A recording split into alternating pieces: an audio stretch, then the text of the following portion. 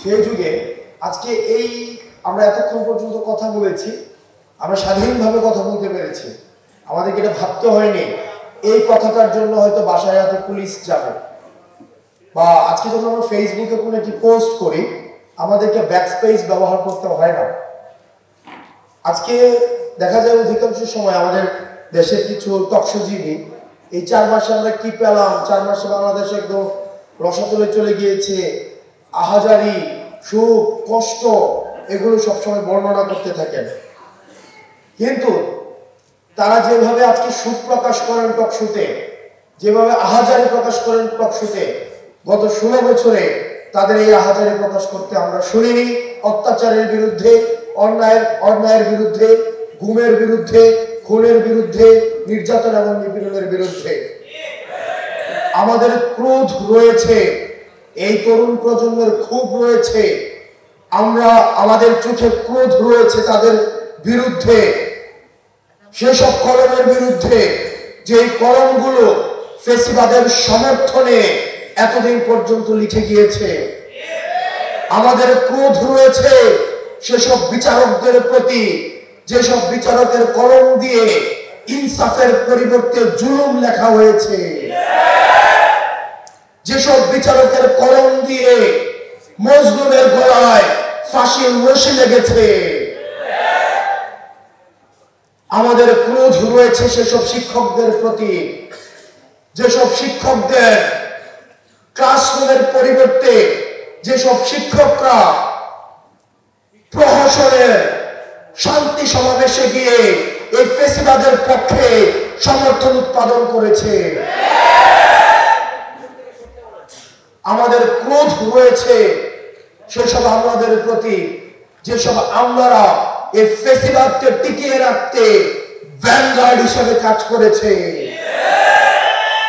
আমাদের ক্রোধ রয়েছে সেসব ব্যবসায়ীদের প্রতি, যেসব ব্যবসায়ীরা 27 July mother of terror Sheikh হাসিনার কাছে গিয়ে উন্নয়নের বায়াত নিয়ে এসেছে।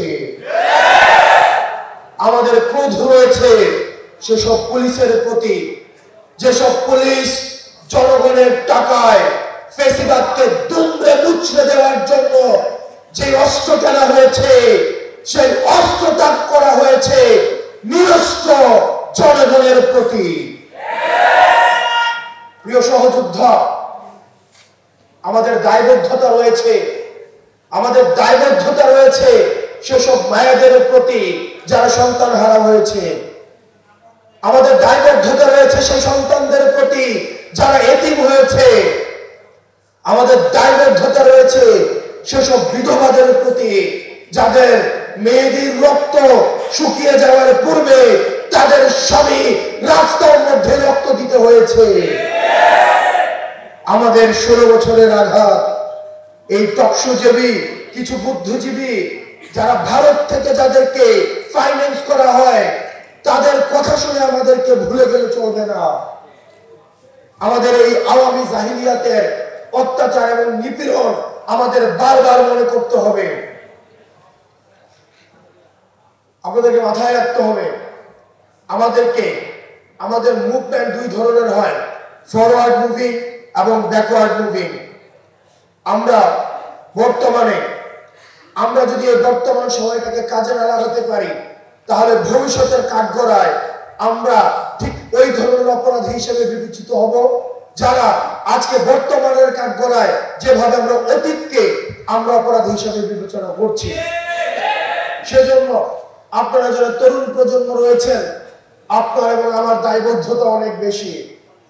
আজকে 2024 এই কারণে ঘটেছে, কারণ যারা আমাদেরকে নেতৃত্ব দেওয়ার কথা ছিল, যেসব অভিভাবক রাজনৈতিক দূরদৃষ্টি সম্পন্ন যারা আমাদেরকে ভ্যানগার্ড হয়ে আমাদের পরবর্তী ভবিষ্যৎটা মসৃণ করার কথা ছিল, তারা ব্যর্থ হয়েছে বিধায় আজকে 24-এ তরুণ প্রজন্ম গুলির সামনে দাঁড়াতে হয়েছে। সুতরাং পরবর্তী বাংলাদেশ বিনির্মাণের ক্ষেত্রে আমাদের তরুণ প্রজন্মকে এগিয়ে আসতে হবে। যারা আমাদের অভিভাবক রয়েছে, যারা অভিজ্ঞতা সম্পন্ন আমাদের পূর্ব প্রজন্ম রয়েছে, তাদের থেকে আমরা অভিজ্ঞতা নিব। তাদের অভিজ্ঞতা এবং এই তরুণ প্রজন্মের সাহস, এই দুইটার সংমিশ্রণে আমাদের পরবর্তী বাংলাদেশ বিনির্মিত হবে। কোন শক্তি যদি রাষ্ট্রীয় কাঠামোর মধ্য দিয়ে মনে করে থাকে এই তরুণ প্রজন্মকে মাইনাস করে দিয়ে পরবর্তী বাংলাদেশ বিনির্মাণ করবে, ক্ষমতার লোভে অন্ধ হয়ে গিয়ে তারা যদি মনে করে থাকে এই তরুণ প্রজন্মকে তারা মাইনাস করে দিয়ে নিজেরাই সংসদের দিকে যাত্রা করবে, তাহলে তারা সেটা ভুল ভাবছে। প্রিয় সহযোদ্ধা, আপনাদেরকে মনে করতে হবে আমাদের এই সংগ্রামটা যত না বেশি আমাদের দলীয়, তার চেয়ে বেশি আমরা একটা জেনারেশন কনফ্লিক্টের মধ্যে রয়েছি। আমাদের ছাত্রদল, ছাত্র শিবির, আমাদের অধিকার পরিষদ, বাংলাদেশ বৈষম্য বিরোধী ছাত্র আন্দোলন, আমাদের বাংলাদেশ বৈষম্য বিরোধী ছাত্র আন্দোলন এটি কোনো ক্রিয়াশীল ছাত্র সংগঠন না, বরং আমাদের এই ফেসিবাদ বিরোধী আমাদের যে শক্তিগুলো ছিল এই শক্তিগুলোকে একত্রীকরণের ক্ষেত্রে এবং জাতীয় ঐক্যের প্রতীক হিসাবে বৈষম্য বিরোধী ছাত্র আন্দোলন এখনো পর্যন্ত মাঠে রয়েছে। আমাদের যে ছাত্র সংগঠনগুলো রয়েছে ফেসিবাদ বিরোধী, তাদের প্রতি আহ্বান থাকবে, আপনাদেরকে বুঝতে হবে এটি কোনো তথাকথিত কনভেনশনাল কোনো রাজনৈতিক ধারাবাহিকতা এখন আমরা নেই। আমরা একটি জেনারেশন কনফ্লিক্টের মধ্যে রয়েছি। প্রতিনিয়ত আপনাকে নিয়ন্ত্রণ করতে, আপনার মগজের দখল নিতে, আপনার মেরুদণ্ডকে দাসত্বের আওতায় ভুক্ত করতে আমাদের পূর্ববর্তী প্রজন্ম সতর্ক দৃষ্টিতে রয়েছে, কারণ তারা এই তরুণ প্রজন্মের প্রশ্নকে ভয় পায়, তারা এই তরুণ প্রজন্মের এই আপসিক মনোভাবকে ভয় পায়। সুতরাং আমরা যদি ঐক্যবদ্ধ না থাকতে পারি তাহলে আমাদের এই পূর্ববর্তী প্রজন্ম যারা আমাদের এই ফেসিবাদের এই শাসন কাঠামোর মধ্যে আমাদেরকে শিকড়বন্দী করে রেখেছিল, তারা এখন আপনার মগজের দখল নিতে ব্যস্ত, তারা আপনার স্বাধীন চিন্তার দখল নিতে ব্যস্ত, তারা আপনার মেরুদণ্ডকে বিক্রি করে দিয়ে আবার আপনাদের দাসত্বের আওতাভুক্ত করতে ব্যস্ত। সুতরাং আপনাকে স্বনির্ভর হতে হবে, আপনার চিন্তার জায়গায় স্বনির্ভর হতে হবে, আপনার পরিস্থিতির জায়গায় স্বনির্ভর হতে হবে।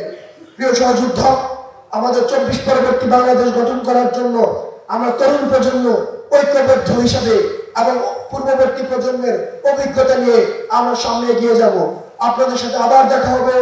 আমাদের লড়াইয়ে কখনোই আপোষ হবে না, শুধুমাত্র সংগ্রাম, মাতৃভূমি অথবা মৃত্যু। আসসালামু আলাইকুম ওয়া রাহমাতুল্লাহ।